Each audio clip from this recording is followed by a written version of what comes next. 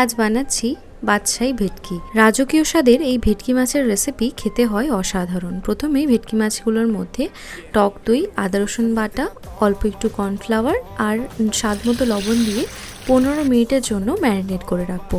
তারপর ম্যারিনেটেড ভেটকি মাছগুলোকে তেলের মধ্যে ভালো করে লাল লাল করে ফ্রাই করে নিতে হবে। কর্নফ্লাওয়ারটা দিলে ভেটকি মাছের মধ্যে ম্যারিনেশনটা বেশ ভালো করে আটকে যায়।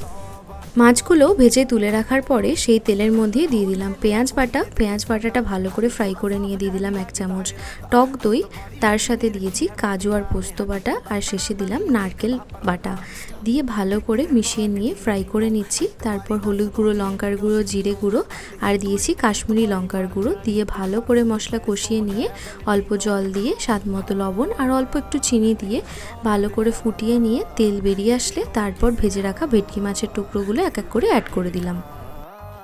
ভাজা